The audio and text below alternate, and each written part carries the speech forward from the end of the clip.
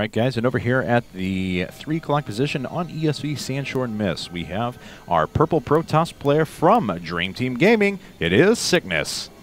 And his opponent at the 8 o'clock position, winner of game number 1, trying to bring it to a 2-0 lead for Incredible Miracle, our red Protoss player, YongHwa.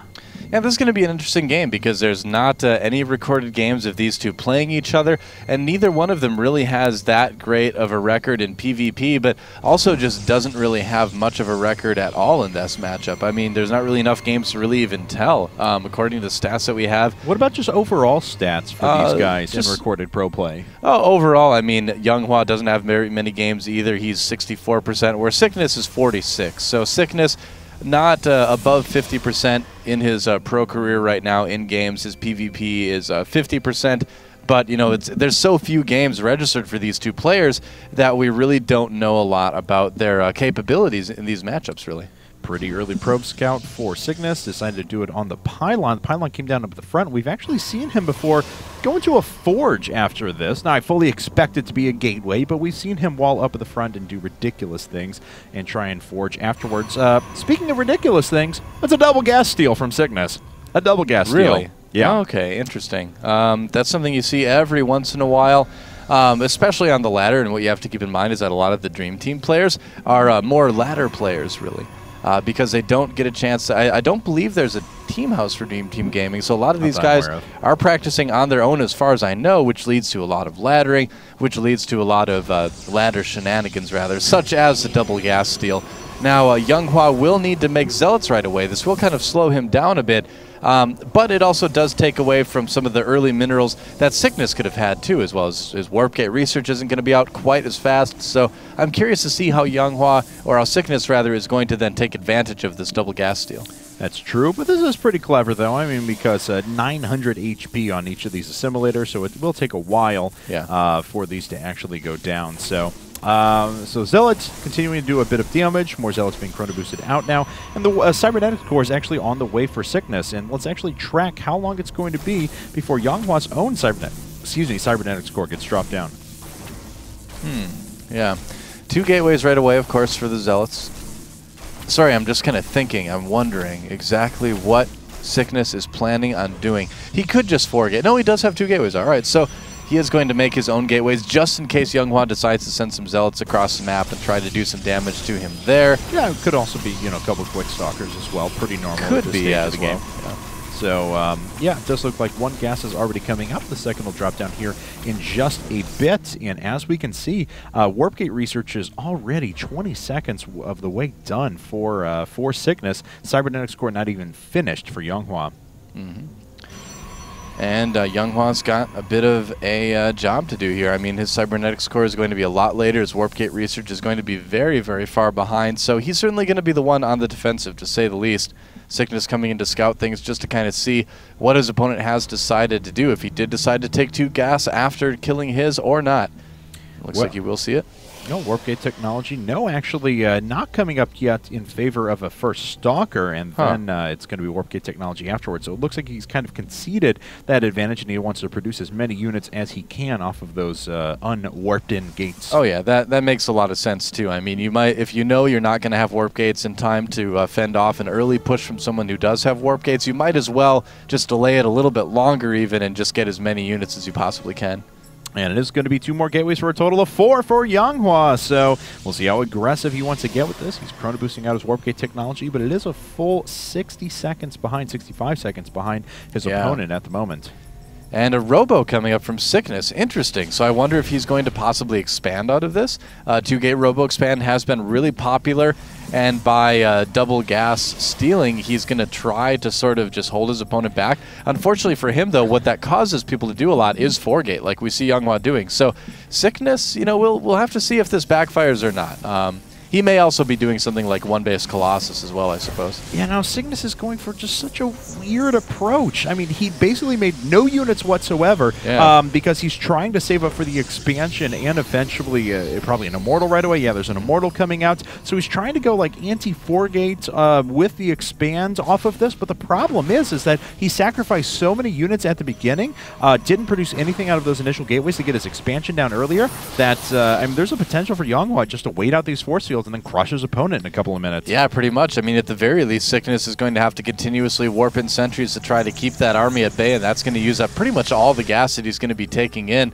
YongHwa expanding behind this as well, so not really doing a hardcore 4-gate, but just kind of putting on a little bit of 4-gate pressure to try to get his opponent to be nervous, maybe spend some money on things he didn't want to spend.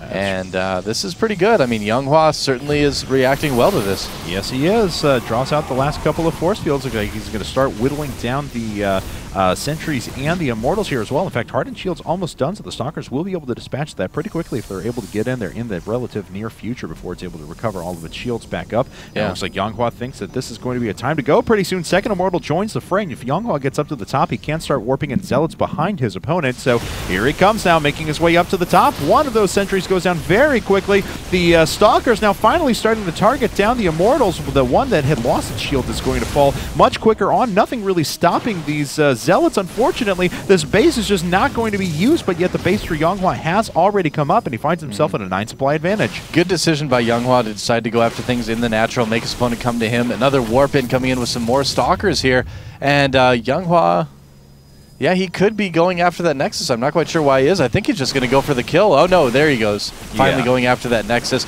Waited for a little bit, maybe deciding if he wanted to try to end the game or not, but I think this is going to be a much better choice. Well, unfortunately for Sickness, there's not a lot he can do right now. Yeah. Doesn't really have the brute force to be able to break out of this contain. If he engages in the open, he's dead. But yet, if he sits back for any longer, his opponent's just going to sit back and rally up. It looks like he's going to try and use a warp prism to make his way out of this, along with 2 more warp gates. Yep, things have become kind of desperate right now for Sickness. He's going to try to do some warp prism aggression, you know, whether that's going to be the 2 immortal warp prisms, since he's already got 2 of them out anyway, and then following that up with gateways. You know, we'll have to kind of wait and see. I feel like this would be better spent warping Zealots into the mineral line or something like that. So we're probably going to see him leave his immortals at home to defend at this point. But look at this. I mean, YongHwa's already ready for this. I mean, he's getting units back at home. He knows, well, what can kill me? And he's just starting to evaluate just that.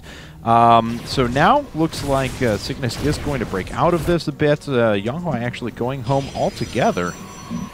Yep, and his second base is looking pretty good. He's got everything up and running with that. He's got a decent little supply lead. Sickness not really able to chase him with too intimidating of an army. He's going to try to come down the map here, but we'll see how much damage he can do. He does have 2 immortals, which are quite strong, but I feel like YongHwa just has the numbers where the immortals that Sickness has, you know, the tech, just isn't going to make a big enough impact. And this is such cool building positioning out of YongHwa once again. You know, just layering over the pylons perfectly to capture the important structures, but yet hiding the pylons so they're not easily attackable inside of the gateways. It's just really cool. We saw this a little bit in game number 1, but game number 2 it's certainly proven itself to be pretty effective as well. For now, though, Sickness has that warp prism up, and we'll see if he decides to drop into the main with these Stalkers. Not too many units sitting here for YongHwa anymore. You know, we've seen both games already, is YongHwa not really being phased by these kind of cheesy, disruptive openings that his opponent is doing. You know, we saw Tristan go ahead and try to put a hatchery in the natural of YongHwa. He had no problem coming back and dealing with that, and now we have Sickness with the double gas steal. YongHwa just does not really seem too affected by these early harassments. And looks like Sickness is going to pick up with those sentries, so he will be able to force field off this ramp, hopefully, or something along those lines. But the problem is, I just don't know if he has the brute force to even make it work. Well, we'll see. And I don't believe those Stalkers have Blink yet for Sickness, right? No, they don't. They don't. Yeah. Okay, yeah, so it's not like he's going to be able to get some vision with the Warp Prism and then move in. That was so good. Picked off that Observer as well, and that has put a dead stop to the attack so far. Sickness not going to be able to make it in. Really wanted to use that vision up to the high ground to start picking off a couple of units one at a time. Yeah, it would be pretty dangerous to try to drop now with all those Stalkers there. So I think we might see Sickness go for it here, but YongHwa just has an overwhelmingly large army. If Sickness attacks right now, the game is most certainly over. Well, we'll see now, but he's kind of in a do-or-die situation. He's trying to expand out of this, but look at this! Zealot runs around. It's going to force a couple of Warpins back at home. Ah, there we go. Zealot on Zealot action there. And oh, yeah. You usually have to pay double for that. Well, Sickness is going to run up to the top now, just kind of testing the waters. Wants to try and get some force fields out of his opponent, but he's not going to bite.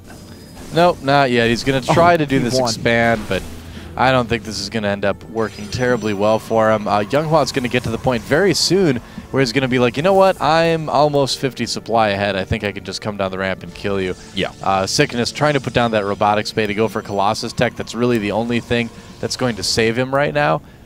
You know, he could maybe try to sneak some DTs in there, but overall, I think YongHwa is going to be just fine.